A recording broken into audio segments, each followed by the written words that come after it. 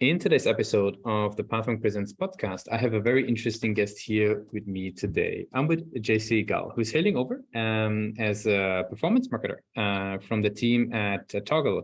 And Toggl is a very interesting solution. Basically, today we want to talk about Toggl Track, which allows for effortless time tracking and reporting. So, basically their visitors, save time and money with time tracking. That is actually used by a whole bunch of organizations. You can head over to toggl.com to get an insight on how the product works. Yeah, quite cool actually on the website. Serena Williams giving her testimony to how she's been using the product and her team. So yeah, JC, welcome to the show. Thank you so much for having me. Really appreciate it. Of course. So maybe give us a quick overview. What is Toggl? What is Toggl Track for everybody who hasn't heard about it? Yeah, of course. Toggl Track is a flexible time tracking app that can fit essentially into any workflow, whether you're a team of one, much like Serena, as you mentioned, or a team of 1,000 people. With it, you can track your billable hours, you can manage your product time, and reduce overwork, mitigate project creep, project scope creep, and increase your productivity. This reduces stress, and essentially, we take the tediousness of a historically tedious task, which is time tracking. We do have applications or apps for any platform out there, or the most popular platforms, either mobile or desktop. So you can go to our website and download the one that suits you the best, and you can track time across any device at the same time, which is super useful, I think. I can see. So you mentioned it can range in the use cases. Where's the sweet spot? Like what types of organizations benefit the most? Is there a certain amount of team members? Is there certain workflows that should be there? Is there certain industries where it performs super well? Maybe tell us about sweet spot user. Sure. I think the people that can get the most out of Toggl Track is mainly knowledge workers, and especially those that are in the business of providing services to other people. This could range from freelancers to agencies, development agencies, creative agencies, and even medium to large companies. And by contrast, I think it's important to highlight the people that I think would benefit the least out of it. It's the people who are in the lookout or expecting that Toggl would be a surveillance tool. We flat out do not do that. We do not track your employees or your every click. And I think there are great companies that do that out there. And but we flat out stay away from those practices. That makes a whole lot of sense. Now, who within those organizations would typically bring in Toggl? Is that like a bottom-up approach? Somebody finds it and tries it out? Is it sort of a top-down approach where management brings it in? Maybe who's the typical champion for Toggl in an organization? I think a typical champion is a manager that needs their projects to have the correct constraints to be delivered in time and properly, and also the people who are have the biggest stakes on the company. So C-levels who are not only focused on the projects on their own, but also have this multidimensional kind of responsibility, which is are my people are they being overworked? What kind of week hours are we expecting them to fulfill? How are the projects being broken down internally? So yeah, it's kind of like a multi-layer kind of champion journey, I'd say, and even bottom up. The individual users are also the people who are working on a project, so they are also getting the most out of this. Understanding how productive you become during the day, how can you best optimize your times will, in the end, help you, with your work-life balance more appropriately. Yeah, that gives a very good insight into what you guys are doing. That makes a whole lot of sense. Now, tell me, how do people learn about Toggl? I mean, there's obviously quite a number of time tracking solutions out there in the market. Like, how do they learn about Toggl? What's the customer journey, or what's the client acquisition channels that you guys leverage? I think it's Complex one to say. Just coming to discover Toggl on its own, it's kind of hard. We've become kind of a household name in the productivity industry throughout the years. So I think this was achieved by constantly developing a product that responds to our users' needs. So in that sense, we have to create a great product from our existing customers, and then based off of that, we make kind of nurture a journey that we constantly learn from. From there, I think it's important to leverage how best they're using our tool for their goals. So constantly interviewing them, constantly analyzing their data, and how that can bring us much better insights as to how we can communicate with them and provide the adequate responses to the questions they have at the right time. So that ties with the channels they're in, that ties with the age group they're in. So it's a lot of variables to kind of mine and distill to actually create a very unique path that can be simplistic. You want them to go from point A to point B, but behind the scenes, there's this whole maze of complex understanding, and with an ever increasing number of users, this becomes ever more complex. So yeah, I'm not sure if I answered properly your question, because I think it's multi-layer as well. So I hope that gives a good approximation to this. It makes sense. What would be interesting, because obviously you work in PPC quite a bit for the organization. How do you think about the website? Like, what role does the website play? How do you think about when it comes to completing sort of the the conversion journey, even from ad campaign to the journey through actually getting started? How do you think about the pitch? About the website particularly, I think it's crucial. I mean, we're a SaaS company, so it's essentially our front and center platform. We do have other platforms from other apps, as I mentioned earlier, but yeah, the website is our main tool for eyes and to actually spread our message correctly. We have a fantastic team with lots of flexibility in terms of understanding the communications parts, understanding the user experience, and understanding the engineering experience. So combining those together to actually provide and a very careful, tailored experience to the type of users and customers that we want is just essentially make it or break it. So yeah, we take good care of it. We constantly evolve. We went through a major renovation in 2020, and those who have been with us throughout the years have seen that happen constantly. And it's not just because we want new things, it's because we need to stay relevant for the people that we think we are the most relevant for. Yep, that makes sense.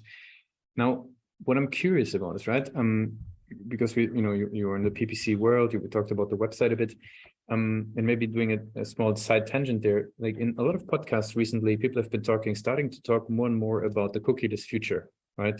Third-party cookies are going to go out of the browser end of the beginning next year. How do you as a marketer think about this? Is that something you do hear your colleagues already starting to talk about? What do you think marketers should start to prepare, for example, when it comes to retargeting? Like, what's your thoughts on a high level on that topic? Absolutely. I think it's important that you start preemptively developing a first-party data strategy. I mean, it's great to have the pixel conversions from every marketing suite that's available. I think that's great, but I think what's fundamentally important is that you create a funnel that not only works based on your assumptions, but you're actually thoroughly scrutinizing it and analyzing it. And to get there, you need to be able to measure it on your own. So your events are the most important ones, not the Facebook events, not the Google Ads events. Those are really good, but your events, despite whatever technology stack comes along the way, have to be very well defined, and the feedback loops that you provide or that these events provide you have to be the measure of success that you should follow. It's your internal metrics. I mean, some people or some companies actually go for signups. Some companies go for revenue. It's great to see the Facebook or the Instagram conversions or the Instagram return of ad spend, but the bottom line is to actually focus on the essential markers that your events and your customers are providing you, and then work based off of those. Which is much easier than it sounds, but much harder than it sounds. I'm sorry. For some people, it's much I wish. easier than it sounds. Yeah, I Very wish. good. Yeah. And I mean, it's interesting because, like, what would you recommend sort of marketers who are just getting into this, who feel maybe a little bit like, caught off guard, that are not so familiar? Is there something you could, when you say first party data strategy, something you could, what would be one or two tangible things you'd say they should do? I think just try to define your path. I mean, some companies will not be able to do that if they're just getting off of seed stage or incubation. But once you get some data based off your product, just go out and do it. I think working back or tracing back your results and working back from your audience and working back from kind of the best people, as we earlier defined, who are the best, who are the people who will work, who would benefit the most from Toggl. I think it's tracing that back, finding a way to measure your analytics. I mean, Heap is a great tool out there. I'm not sure if I could be endorsing other companies. Whatever you feel, of course. There's no censorship here. Awesome. You obviously can use analytics as a measure for the obvious conversions, but I'd say use your dashboards, use as many own tools as you can, and then distill from the end user that's the most successful, define their firmographics, define where they're from, define the companies that you're looking for and that you're the best fit for serving to, and then from that just define your ICP and see how that ICP behaves on every network beyond the retargeting. Historically, the way we used to be thinking of retargeting process. I guess that's it. And test a lot. Keep on testing. As I mentioned, your event, your focus event or your focus goal is very much different than the other companies. So optimize for that one in every single test that you do and see how that works. I mean, it could be very easy in a channel. It could be very easy to achieve it with a certain audience, and then only the constant testing and the analysis of your own data will get you there. Very good. Let's switch gears a little bit. Let's talk about your journey as a marketer. I really appreciate that sort of little tangent into the world of the cookieless future. But what I thought, since you're in PPC, I have to ask what your thoughts are on that. Since we're slowly approaching the end of the interview, I have some rapid fire questions for you. Are you ready for those? Yeah. And they're a surprise for our guests, so our regular listeners know that, but they're harmless. So what's the last book you read, or the one book you would recommend any marketer to read? For any marketer to read, interesting. Or your last one, doesn't have to be related to marketing. No, it's okay. I really liked what would be a good one. I read Extreme Ownership by Jocko Willink, which is the top popular book that I read. That's kind of could be related to this. It's just like the Navy SEAL journey into complete ownership, both in something very extreme, which is life, death, war, and then how he can distill that into the professional experience. But I mean, I'd say previous to that, just the one that I'd recommend for marketers nowadays, Understanding Media by Marshall McLuhan. I'm actually looking at it. It's very close to me.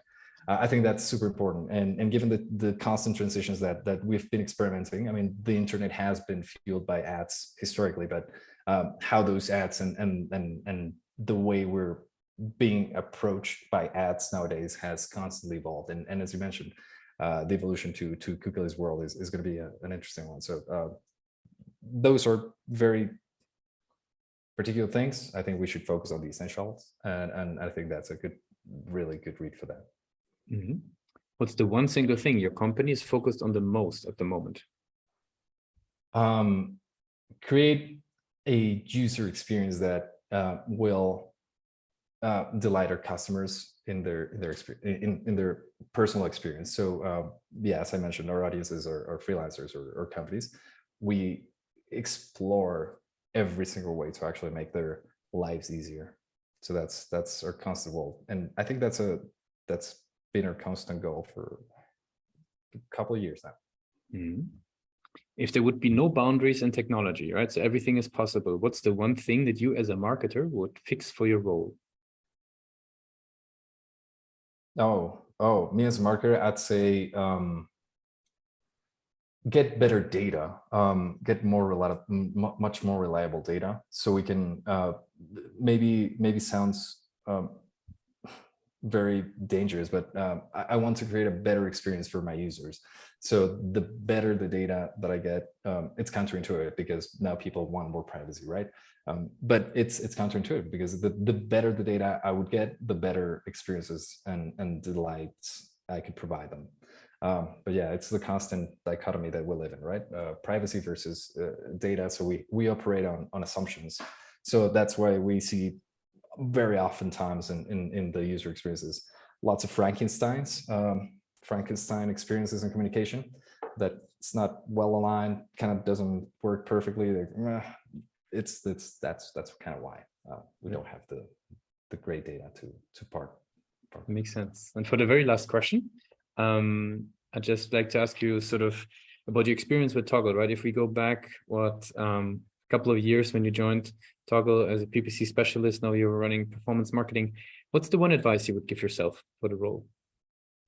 For the role in performance marketing, especially, I'd say is diligence, patience, and getting down to the nitty gritty. I mean, it demands to be very strict as you're pursuing return on ad spend, essentially. So you're responsible for a real spend. Yeah, it's every day opening results and seeing and understanding what you've been doing the day before, the week before, the month previous, and seeing the trends and essentially kind of understand how all these channels and how these audiences perform throughout time and kind of make sense of very big trends and information. That's my recommendation, and to keep pushing the envelope on learning how to leverage that the best way you can. And also kind of explore beyond the numbers and the budget, understand creativity, understand how the communication actually leverages much more than we think. That it's not only pushing for higher bits, but actually searching quality and aligning those four kind of legs in the chair that holds our users and our experience, right? It's the audience, it's the channels, it's the creativity, and it's also how to measure those all together and how those are linked to provide a fantastic experience for everyone involved. Jesse, I really appreciate you took the time with us today to be a guest on Pathmark Presents. I want to give you the very last word. If somebody would be forgetting all that we mentioned about Toggl Track today, what's the one thing that they should remember? They should remember that we're a company that built this product to actually serve our needs. We're a fully distributed remote company, and we have been for the past decade. And Toggl has been the best tool to actually track our time. So if it's good for us, I think it's going to be good for individuals and companies out there. So check it out. Go to toggl.com and try it for yourself. Download the apps that you may need, or just track from your browser and see how your day actually frees you up, and how Toggl frees you up to get into the best or the most important things that you value in life. Thanks a lot for being a guest on Pathmark Presents. Thank you so much for the invitation. I hope your listeners take some value out of this.